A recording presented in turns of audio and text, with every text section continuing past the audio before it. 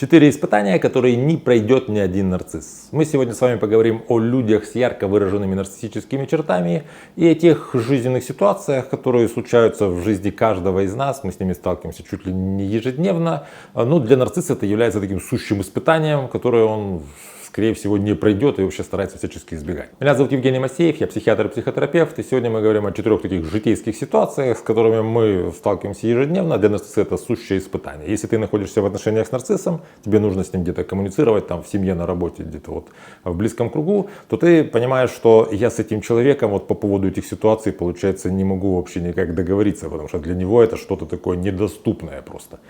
Если вам эта тема интересна, ставьте лайк под видео, подписывайтесь на мой канал, чтобы не потерять меня. И мы с вами начинаем. Первое непроходимое испытание для любого нарцисса — это искренняя самокритика. Как самокритика работает у таких здоровых, условно гармоничных, взрослых, зрелых людей? Когда вот ребенок только родился, его обычно критикуют родители. То есть ребенок себя не ограничивает ни в чем, его ограничивают родители. Ну, в частности, отцовская фигура должна показать, где есть грань дозволенного, где есть какие-то вот правила, где есть какие-то вот нормы социальные. То есть всему этому ребенок учится извне. Конечно, у ребенка есть какие-то внутренние стопоры, например, если он там потрогает горячее, ему больно натягивает руку, или там, скажем, если он там задолбал кошку, она его покусала, он как-то, ну так, через боль понимает, где как бы чего не стоит делать. Но на основные какие-то ограничения ребенок получает от родителей. Позже, когда ребенок становится взрослым, происходит сепарация, и вот эти вот ограничения родителей, они интернализируются нами. То есть мы сами себя уже начинаем ограничивать.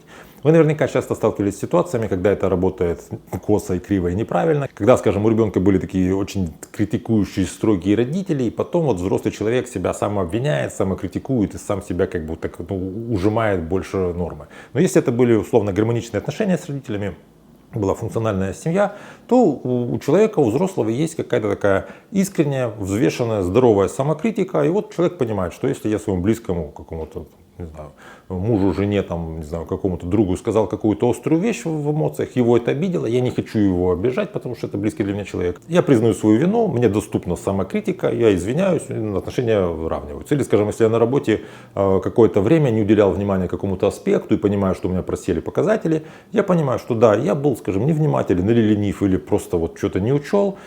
Я был не очень, я вот критикую себя, значит, мне нужно, ну, благодаря тому, что я признаю свой какой-то вот недостаточек маленький, я могу это исправить, и вот дальше я работаю более эффективно. То есть самокритика — это такой инструмент саморегуляции. У нарцисса с самокритикой все очень туго. Почему? Потому что он находится в такой вот психологической защите, как расщепление. Нарцисс признает, видит и показывает только хорошую, какую-то красивую, идеальную часть себя. Все, что с ним происходит не очень, он старается не показывать. Более того, он это даже старается не осознавать. Почему это так устроено? Потому что когда человек с нарциссическими чертами был ребенком, он не получил от своих родителей должного какого-то, вот, не знаю, признания, должной такой вот безусловной какой-то любви. Соответственно, у него не сформировался такой внутренний драйвер уверенности, внутренний драйвер того, что я могу себя любить, могу себя ценить. Ему нужно от других людей как-то вот, ну, получать вот эти вот признания. А сам себя он не считает по умолчанию каким-то окейным, по умолчанию каким-то нормальным. Соответственно, каждый раз, когда наступает ситуация, когда стоило бы себя покритиковать, начни он себя критиковать, он тут же будет проваливаться в нарциссический провал. То есть вот это его постоянное сомнение в том, что он, ну, заслуживает, чтобы вообще быть принятым, заслуживает, чтобы находиться в обществе, заслуживает вообще, чтобы жить. Вот это вот его сомнение, то есть такое качка, борьба мотивации. Если ему в рамках самокритики нужно будет принять на себя какую-то ответственность за свою ошибку или какую-то свою вину, то он в этой борьбе мотивации проваливается туда, в эту нарциссическую такую ничтожность. Поэтому нарциссу самокритика в принципе недоступна. Если у него что-то произошло как-то не очень хорошо, то виноваты всегда другие обстоятельства, время, судьба, кто угодно, только не он. Если нарцисс своему близкому человеку сказал какую-то колкость и видит, что тот расстроился, вот он замечает, да, по-моему, я перегнул. Но у него тут же происходит такая рационализация, что это не я сказал какую-то колкость и как-то немножко перегнул. Это тот человек, он какой-то слишком эмоционально хрупкий, слишком эмоционально ранимый. И это вообще не мои проблемы, это проблемы реакции того человека. Второе испытание, которое не пройдет ни один нарцисс, это безвозмездная помощь.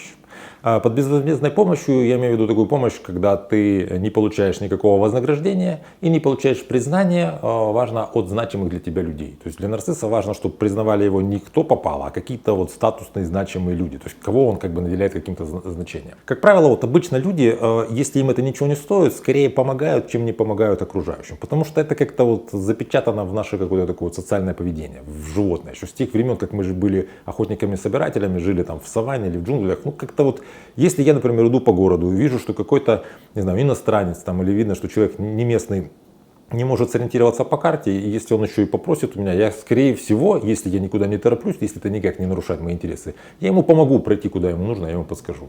Или если я, например, иду где-нибудь в переходе, там ступеньки, я вижу, что женщина с коляской, я, скорее всего, предложу, я так зацеплю эту коляску, с одной стороны мы поднимем. И мне будет, практически не важно, что он обо мне думает, то есть, как бы, ее какая-то благодарность, естественно, не нужна будет какая-нибудь там оплата, еще какие-то вещи. Я это просто сделаю, потому что, таким образом, я чувствую, что я какой-то вот, более сопричастен к обществу, я являюсь частью общества, я не один в мире. А вот я помог какому-то незнакомому человеку, мне как бы это ничего не стоило, человеку приятно, хорошо, и как бы мне тоже хорошо. У нарцисса это совершенно не так работает. Если он идет по улице, видит какой-то иностранец, не может куда-то пройти, он может ему помочь, но если он для него выглядит каким-то нестатусным или каким-то не особо ценным, он не будет ему помогать, потому что ему не нужно быть частью этого вот общества. Нарцисс постоянно находится в поисках помощи себе. Основная помощь себе, которую он может получать, это нарциссический ресурс. Он настроен на взаимодействие с людьми только с целью, чтобы его как-то вот признали, заметили, как бы им восхитились, то есть чтобы он получил какое-то вот это вот, как бы подтверждение своей окейности. Если он будет кому-то помогать и в результате ничего из этого не произойдет, помогу женщине поднять коляску. Она мне скажет спасибо, а что мне это спасибо, на его на хлеб не намажешь, и женщина какая-то там такая, не знаю, замотанная, уставшая, занятая своим ребенком, это какой-то человек для меня не статусный. Я ей помогать и не буду, то есть нарцисс просто мимо пройдет. Третье испытание, которое не пройдет ни один нарцисс, это нормальное какое-то вменяемое восприятие критики близких людей. То есть, грубо говоря, если нарциссы начинают критиковать за то, что он что-то сейчас вот прямо в данный момент косячит, он это, скорее всего, будет реагировать остро. Такой пример, что часто, когда мужчина и женщина едут куда-нибудь там на машине, и вот мужчина вроде бы как потерялся, сбился с пути, но вот он не признается и думает, что сейчас я как-то найду выход. И женщина уже говорит, давай спросим у прохожих, давай, не знаю, посмотрим, остановимся карту. Нет, я знаю, куда я еду, говорит человек, который не знает, куда он едет, и в результате у него накапливается еще это раздражение, он пытается типа где-то нащупать этот выход. То есть нарцисс, когда совершает какую-то ошибку и ему на эту ошибку указывают, вспоминаем про расщепление, в котором нарцисс находится, если он признает свою ошибку, если он воспримет конструктивную критику, не какую-то там, знаете, вот токсичную критику, не критику, которая тебя как-то унижает, а такую вот конструктивную критику. Ты все делаешь хорошо, но вот здесь тебе нужно обратить внимание на вот эти вот какие-то недочеты. Ты на работе, скажем, что-то забываешь какую-то делать копию, или там, скажем, в спортзале ты делаешь это упражнение немножко неправильно, тебе нужно как-то оттолкнуться. Или вот любая такая критика, которая, по сути, нормальный человек на такую критику не будет обижаться уж точно и, скорее всего, будет даже благодарен. Нарцисс это воспринимает как то, что я в этом месте не окей, а мы помним, что его базовая установка это, что он не окей. Он всячески пытается всю жизнь компенсировать это и за счет признания окружающих и восхищения окружающих как-то почувствовать себя, что нет, я все-таки какой-то окейный, я хороший, я достойный того, чтобы вообще жить и быть любимым. И как только нарцисс указывает на какую-то его ошибку, эта ошибка тут же подсвечивает его вот это внутреннее ядро несовершенства, какого-то вот ничтожности и какой-то несамодостаточности и прочих вот этих вот таких некрасивых вещей, которые он старается, знаете, как скелеты в шкафу запереть и не видеть их. Он старается вот свой этот провал в эту нарциссическую ничтожность вытеснить, а любая критика, она мешает ему вот этого вытеснения спасительное для него совершать. Четвертое испытание, которое не пройдет ни один нарцисс, это искреннее признание заслуг другого человека, особенно если это какой-то близкий человек. Дело в том, что нарцисс живет в постоянном таком вот каком-то вот ощущении неполноценности своей, ему нужно постоянно как бы доказывать себе, через окружающих, что он все-таки чего-то значит. И он постоянно конкурирует со всеми людьми вокруг себя. Он конкурирует со своей там, женой, если это мужчина, если там, со своим мужем, если это женщина, с родителями, с детьми, с братьями, сестрами, с сотрудниками на работе, с одноклассниками, одногруппниками. Тут прямо положено конкурировать, там конкуренция в принципе зашита в эти взаимоотношения. Тут вот любые взаимодействия с кем угодно для нарцисса это мини-игра, где в результате этой игры он должен выйти либо победителем, либо проигравшим. Причем для нарцисса даже второе место это уже проигравший.